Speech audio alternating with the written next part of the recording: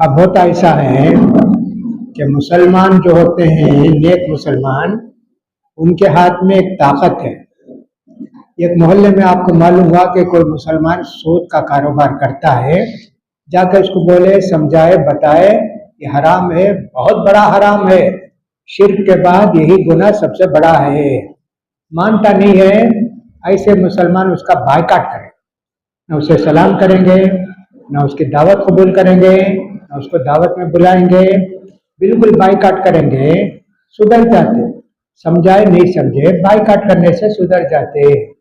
ایسا ہوتا ہے کبھی کبھی. جی اللہ بچائے، سود بہت بڑی لعنت ہے. جی کیا بردر ممبر چڑھ کر بیان دے سکتا ہے؟ ہاں، کیا بردرس ممبر چڑھ کر بیان دے سکتے ہیں کیا؟ بردرس میں کیا غلط کیا ہے؟ اس میں ذرا روشنی ڈالیں. کوئی اصطلاح چلی ہے؟ جی جی، کوئی خطیب نہیں ہے. اب فرض کرو صاحب انگریزی پڑھے ہوئے ماسٹر ہیں، مسٹر لوگ بہت ہیں، کوئی خطیب نہیں ہے. جمعے کا وقت ہوا، چلے گا بیان کرے گا، جو اس کو معلوم ہے اتنا بتائے گا. نہیں عالم بھی خطبہ دینا، نہیں تو جمعہ معاف ہے، چلے جاؤ گھر کو، ایسا نہیں ہے. جی ہاں، وہ مشرک نہیں ہے، وہ ٹھیک آدمی ہے، البتہ وہ علم دین کا عالم نہیں ہے. عالم نہیں ہے، کوئی بات نہیں، خطبہ دے سکتا ہے. جی ہاں، بیان سننا کیسا ہے؟ بردرس کے بیان بردرس، ایک تو مولانا لوگ ہیں، ایک بردرس لوگ ہیں. مولانا وہ جو دینی علم حاصل کرے، دینی مدرسے میں پڑھے. بردرس وہ ہے کہ کتاب وغیرہ پڑھ کے لوگوں کو سن کے عالم بن گئے، ان کو بردرس کہتے ہیں.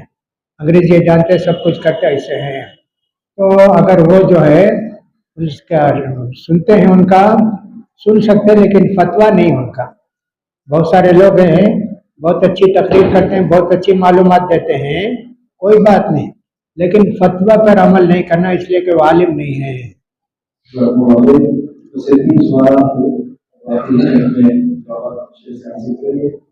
تراویح پڑھنے کا صحیح وقت کیا ہے؟ تراویح کی نماز نبی کریم صلی اللہ علیہ وسلم اپنے گھروں میں پڑھنے کا حکم دیے، ہم کیوں جماعت کے ساتھ پڑھتے ہیں؟ نبی کریم صلی اللہ علیہ وسلم نے تراویح کی نماز گھر میں پڑھنے کے لیے نہیں کہا. یہ فرمایا اللہ کے رسول نے، فرض نماز کے بعد سب سے زیادہ ثواب اس کا ہے جو نفل نماز گھر میں پڑھتے ہیں. ہم بھی جو سنت پڑھتے نا مسجد میں آ کے، گھر میں پڑھ کے مسجد کو آنا، گھر میں پڑھے تو زیادہ ثواب ہے. ایسے ہے تراویح، اللہ کے رسول صلی اللہ علیہ وسلم نے 3 راتیں پڑھائی تراویح، صحابہ کرام کو 3 رات پڑھائے. اس سے معلوم ہے کہ جماعت کے ساتھ تراویح ہے. حضرت عمر ابن خطاب کے زمانے میں دیکھے مسجد ہے، وہاں 10 آدمی، وہاں 10 آدمی، وہاں 10 آدمی، 5 آدمی پڑھتے ہیں. حضرت عمر نے کہا ان سب کو ایک ہی امام مقرر کر کے کہیں سب ان کے پیچھے پڑھو. ہاں جی. تو حضرت عمر رضی اللہ عنہ ابی ابن کعب کو کہا تم سب کو نماز پڑھاؤ. سارے لوگ ان کے پیچھے نماز پڑھتے تھے. حضرت عمر دیکھ کر بولے کیا اچھا کام ہے جی، یہ میں نے کر دیا. ایسے تمیم داری سے کہا تم عورتوں کو نماز پڑھاؤ گھروں میں، مسجد میں جگہ نہیں تھی نا، کسی گھر میں جو تم عورتوں کو نماز پڑھاؤ. کتنی رکعت پڑھانا؟ حدیثوں سے معلوم ہوتا ہے کہ 8 رکعت پڑھاؤ. یہ تراویح کا لفظ بہت بعد میں آیا ہے. قرآن حدیث میں 3 نماز کا ذکر ہے. ایک صلاۃ اللیل، رات کی نماز، قیام اللیل، تہجد، یہ 3 لفظ ہے، تراویح کا لفظ نہیں ہے. یہ بعد میں آیا. لمبی لمبی نماز پڑھاتے تھے، 1 رکعت، تھوڑا سا آرام کرتے تھے. راحت، تراویح، راحت، ترویحہ اس کو کہتے ہیں. تو اللہ کے رسول صلی اللہ علیہ وسلم نے ہم کو یہ نہیں کہا کہ تم اس میں گھروں میں پڑھو تراویح کی نماز. نہیں، تراویح کا لفظ بھی نہیں تھا، حضرت عمر کے زمانے میں بھی نہیں تھا، خلفائے راشدین کے زمانے بھی نہیں تھا، بعد میں تراویح کا لفظ آیا. جی یہ جو رہتی ہے قرآن شریف پڑھا جاتا ہے، کیا ایسا کرنا صحیح ہے؟ غلط ہے، غلط ہے کہ سب عام طور پر ایسا کرتے ہیں.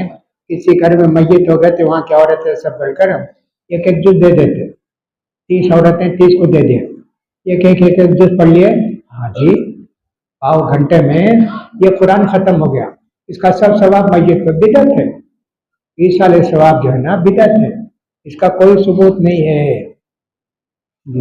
बाहर खुतबा 27 में आपने दौरान खिताब में कहते हैं अल्लाह के नूर से इसकी क्या हकीकत? अल्लाह के नूर से है, नूर में नूर नूर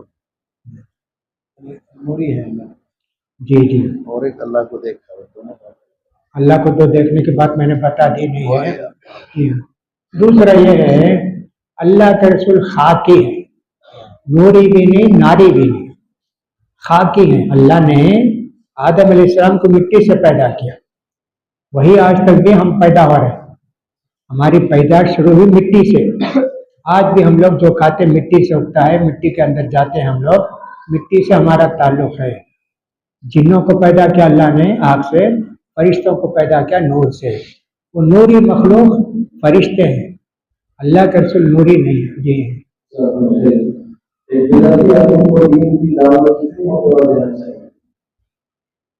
देते रहो, जब तक वो नहीं मान लेता तब तक देते रहो, जब तक आप जिंदा हैं देते रहो। मायूस नहीं होना चाहिए ना दिन की दावत देने वालों को। बहरहाल शुक्रिया आप लोगों का, वक्त अच्छा कटा और बहुत सारी मालूमात भी हुई। जी और 5 चीजें मेरे शेख को थकावट हो जाती है, जिंदगी सारी कटी इससे पुकाने होगी, आखिरी वक्त में जब आप मुसलमान होंगे।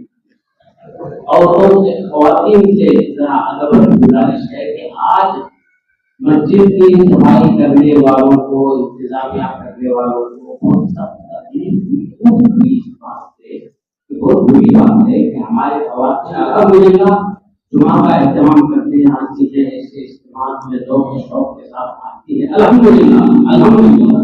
मगर बुरी बात आज ये मालूम हुई कि वो बच्चों के डायपर और खाने में जो मिट्टियाँ वगैरह है वो इसलिए काफी चेंबर बंद हो गया, तो तकलीफ भी आई वक्त में। इसका अदब गुजारिश है कि हमारी ख्वातीन माता खास ख्याल रखिए और खाने का इंतजाम किया गया है अल्हम्दुलिल्लाह। तमाम एक दूसरे का ताउन करते हुए ख्वातीन भी आप भी एक दूसरे को खाना खाएं। 5 खिड़कियां की मिली में और शेप में बस आ है इसी पर और चलते चलते